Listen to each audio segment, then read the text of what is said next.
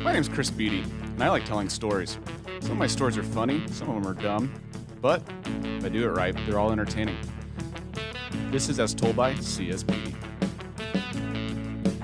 This is the story about how rideshare applications became so popular.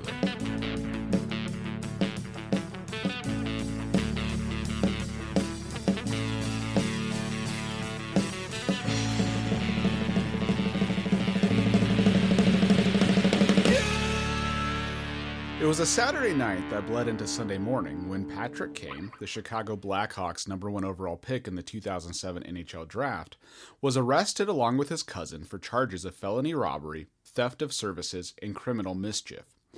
The high-profile athlete was back in his hometown of Buffalo, New York. When the Canes' taxi arrived at their destination of Eastwood Place in South Buffalo, their fare was $13.80. They gave the driver $15. When 62-year-old Jan Radecki gave them back $1 and said they didn't have the other 20 cents of change, Radecki allegedly, quote, was punched, grabbed by the throat, and had his glasses broken by the Canes. When police arrived on the scene, they found Patrick Kane hidden in an upstairs bedroom and his cousin with a torn $5 bill in his pocket, presumably the result of a scuffle to retrieve the money back from the cabbie. Patrick Kane ended up in court, but despite the controversy, witnesses defended Kane.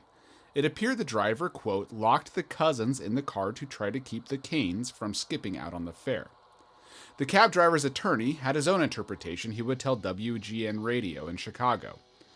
Quote, "There was a dispute over the fee, and it kind of escalated from there," said attorney Andrew Low Tempio.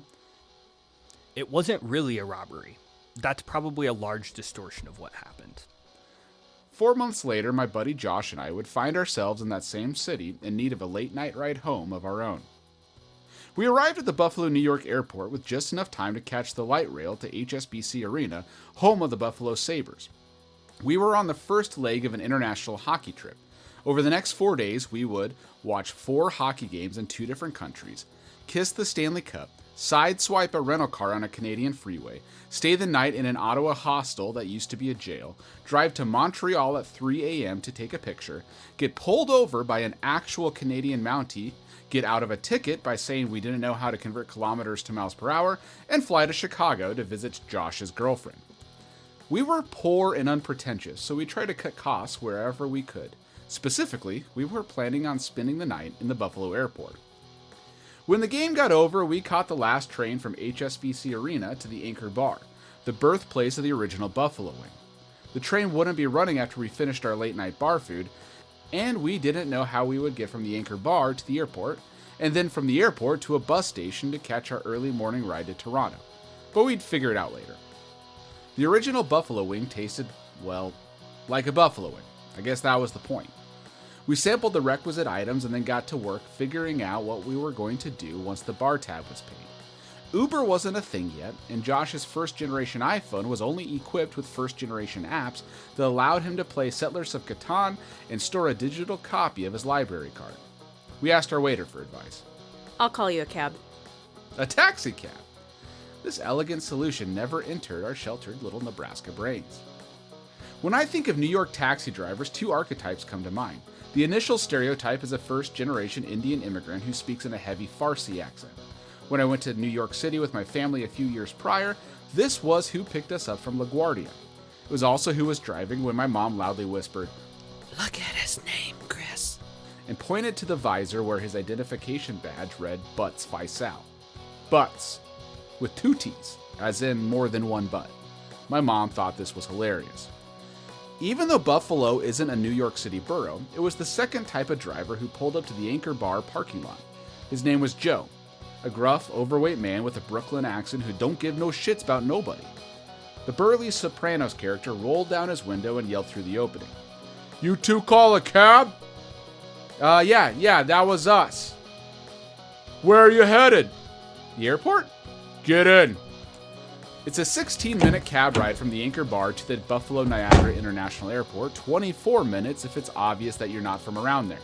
As he pulled away from the Anchor Bar, Joe aggressively snatched the tiny handheld radio receiver that was clipped to the dash, and he spit as he talked.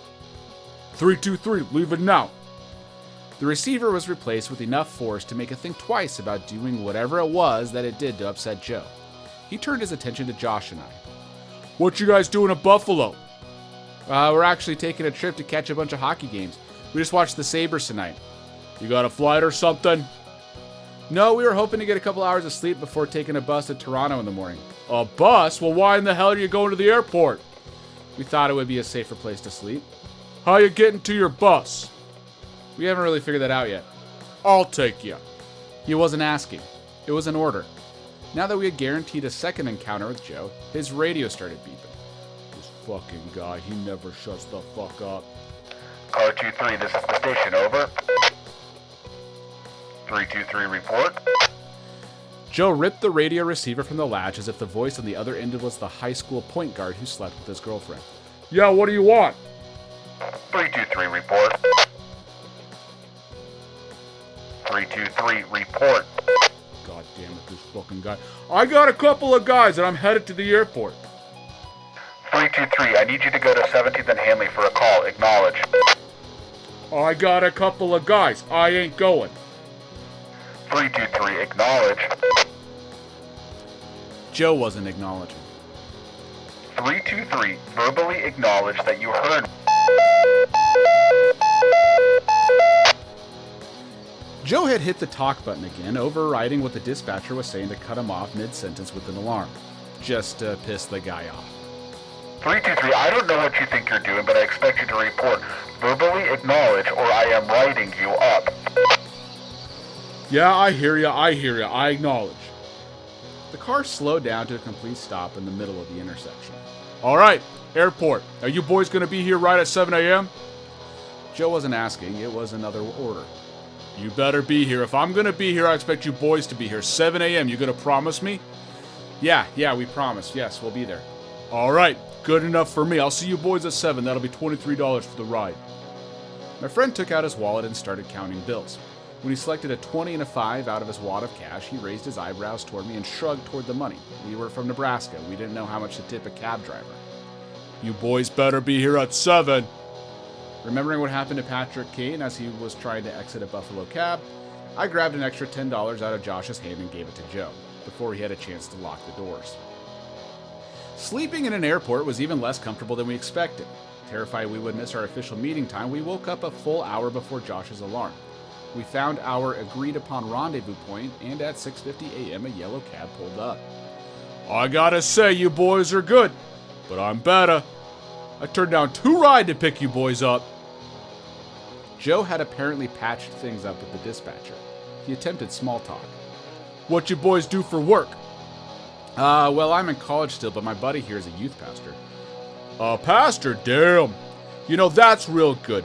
This world is a fucked up place. You know, just the other day I had a girl say she would suck my dick if she didn't have to pay her fare.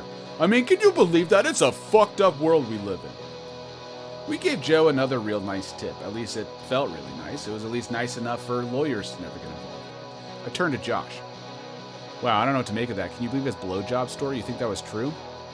I'm not sure, but did you notice he never said whether or not he accepted it? Somehow, I have a feeling Joe was one to follow through. After all, he did pick us up on time. As Told by C.S. Beaty is written by Chris Beaty. I don't know any burly womanizers from the Bronx, so I also voiced Joe, and Joe's nemesis from the station, with the help of my dad's walkie-talkies. My mom resurrected her role as my mom, and Jimmy Mateo again played my buddy Josh. Will Shepner was attorney Andrew Lotempio, and Paige Beaty was the helpful waitress. Music was It Was August by Speak Loud Advocate. If you like this, you should buy my book when it comes out. Loser, A Survival Guide to High School Popularity, available at a search engine near you, Thanksgiving 2025. Everything is recorded in the greatest city on earth, Omaha, Nebraska.